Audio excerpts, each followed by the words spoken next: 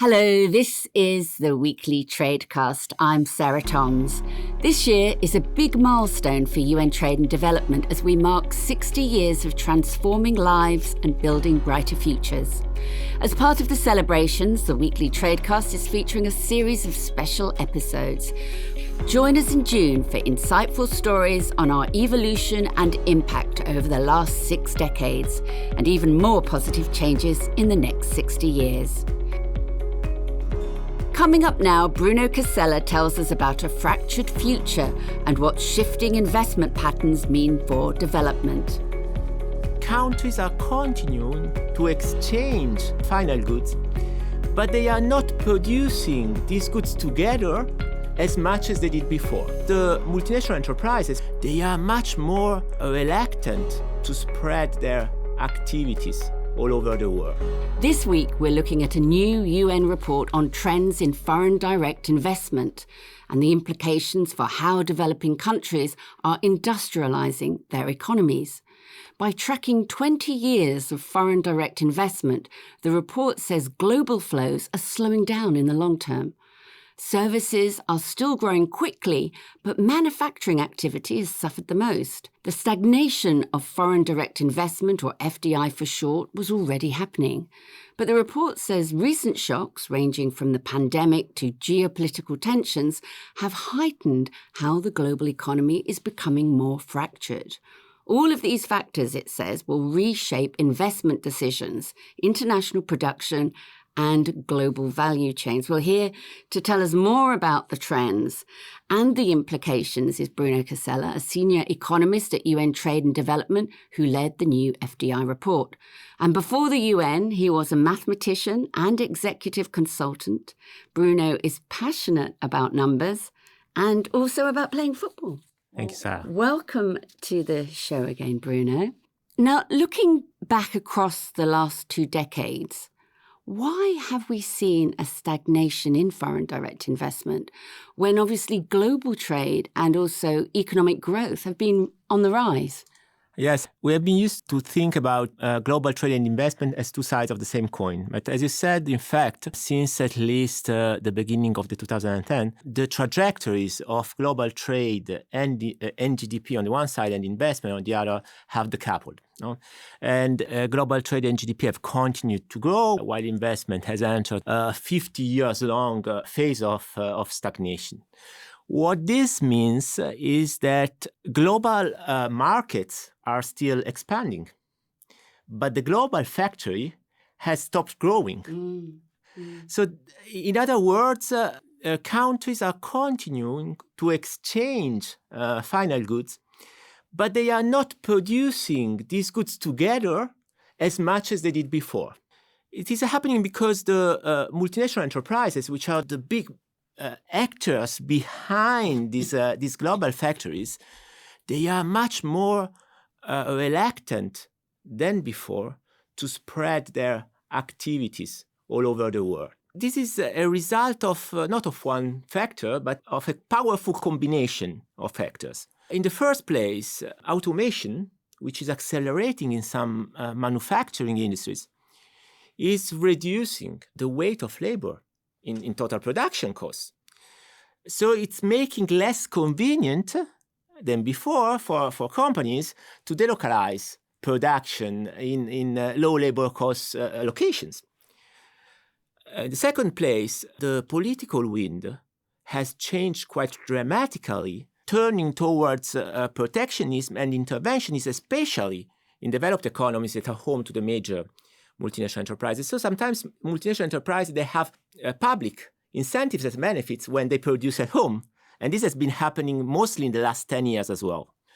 Third, even the sustainability imperative. So the need to align rule, regulation, and standards, environmental and sustainable standards across countries, that represents a further challenge for companies to organize their activities across countries. On top of this, of course, investors, they have now a much higher perception of the risks of investing than 10 years ago or 5 years ago. After the pandemic and after the trade and the geopolitical tension that has been exploding in the last few years. So we have structural trends whose effect is accelerated by exogenous shocks, and all this together is the powerful mix behind the stagnation of international investment in the last 15 years. Well, as you say, crises and also geopolitical tensions are a cause or a component. Tell me a bit about this economic fracturing, because it is a major point of the report. You hear a lot about economic fracture, economic fragmentation, but there is not such a well-defined definition of this term.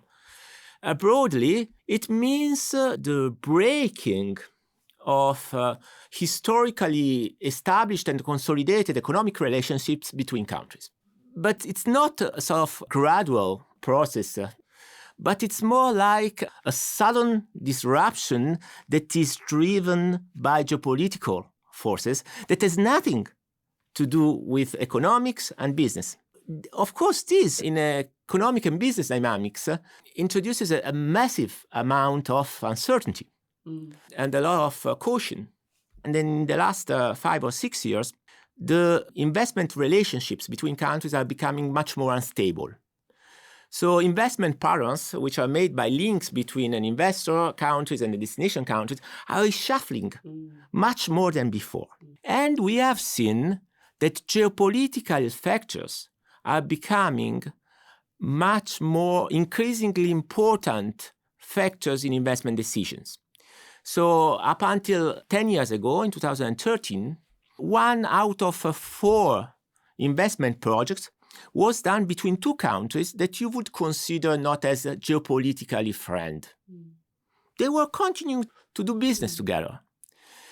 After 10 years, in 2022, is only 10% of investment projects that are done between countries that are what we call geopolitically distant. That means that the vast majority of the investment projects are made between countries that are friend or, in the worst case scenario, neutral. That's how geopolitics play out in investment decisions. That, I think, it's an important distinctive feature of economic fracturing. In the report, you also say that these transformations are making the development ladder more difficult to climb for developing countries. So at the beginning of this process, a country tends to attract investment in resource-based industries, in commodities and commodities processing. The countries move to attract manufacturing. First, it's low-tech manufacturing and basic services, and then they pass to higher-tech manufacturing and more sophisticated services. They are upgrading because they pass from activities that create lower value added for their economy to activities at higher value added. So that's the ladder. One of the big findings of this report is to challenge the possibility of developing countries to engage in this virtuous climbing to the same extent, at least, that they were doing before. And why is that? Because the report shows a very simple fact, that international investment is increasingly moving to the summit of the ladder. So it's kind of big shift.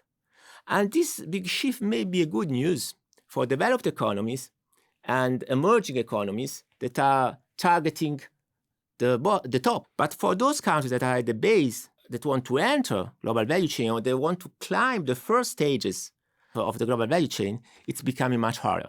It sounds like the global economy is becoming less globalized. Is this a temporary trend due to all the recent crises, or is it the new normal that businesses, investors, and countries have to adapt to? Okay, here I have a good news and a bad news. The good news is that it's not the whole global economy that is becoming less globalized. It's the tangible part of the global economy that is becoming less globalized. So it's the part that has to do with production and manufacturing. Right. Globalization of services is in a perfectly good shape. Right. Okay, so that's the good news. The bad news is that I think that for what concerns manufacturing, so the tangible part, is not a transient condition. It's something like a new normal. All evidence is telling us that all these trends are going to accelerate. So as you said, foreign direct investment is indeed on a gradual downward path, but there are bright spots. Yeah, there are bright spots, you're right. And I would mention two major ones. One is investment in services has been increasing, at least until the COVID. And after the COVID, it's been very resilient. So it has performed well. And services has become now 80% of all investment projects. 20% is manufacturing right now. The second bright spot that we mentioned already is investment in green FDI. So while all investment in tangible assets have been stagnating, as we said, in the last 15 years, investment in the production of renewable energies, in wind and solar powers, for example, has been going very fast, at 10% per year in the last 10 years. Similar to that, investment in the manufacturing, for example, of batteries, of electric vehicles, is still in the realm of environmental technology, has been going extremely fast. So the green spot is a bright spot. Why? Because these investments are not driven just by business considerations.